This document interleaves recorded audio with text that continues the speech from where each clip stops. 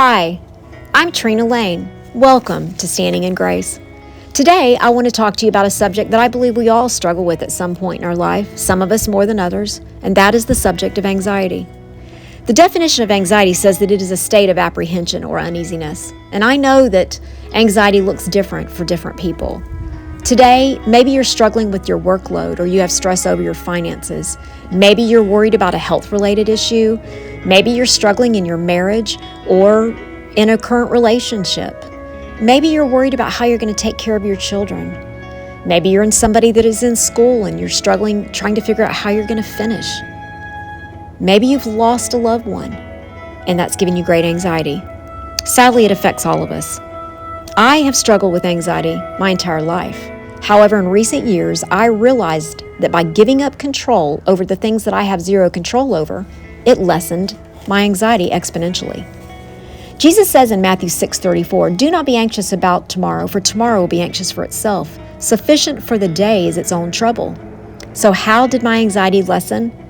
Well, first I had to come to the realization that I am not in control of anything that happens to me in my life. Not today, not tomorrow, not ever. It doesn't matter what I do. It doesn't matter what I try to do to control it.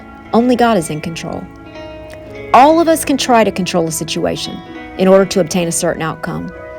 But when all is said and done, what happens in the end has nothing to do with us. Once I relinquish control to God and I realize that He is holding me in His right hand, I have had so much peace in my life. Jesus also said in Matthew 6:27, "And which of you, by being anxious, can add a single hour to his span of life?" This verse really hit home for me because I realize that every single time I worry, I'm doing nothing but wasting the precious time God has given me.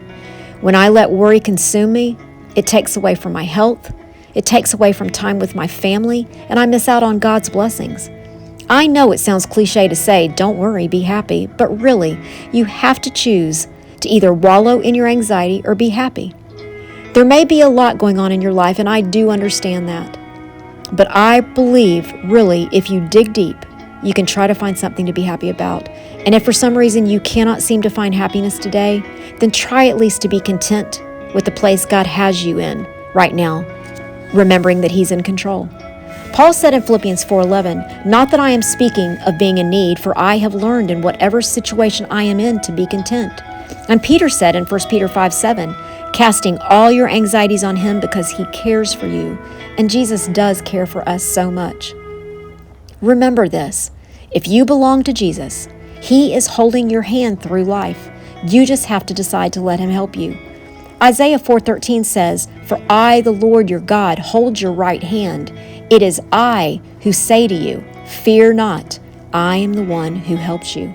Do you know that fear means false evidence appearing real? In other words, fear is a liar. If you give in to it, it will ruin your life. Trust me on this, I speak from experience. The Lord says in Jeremiah 29:11, "For I know the plans I have for you, declares the Lord, plans for welfare and not for evil, to give you a hope, a future." Listen, anxiety is most definitely a real thing. Because of God's wonderful grace that we stand in, we can relinquish control to Him, realizing that He's holding our hand, He's holding us up, and that He's going to take care of us. I hope you found some encouragement in my words today, and I hope that you're able to begin to relinquish control over to God. Because if you're able to do this, you will experience true peace. Until next time, I'll be standing in His grace. I'm Trina Lane.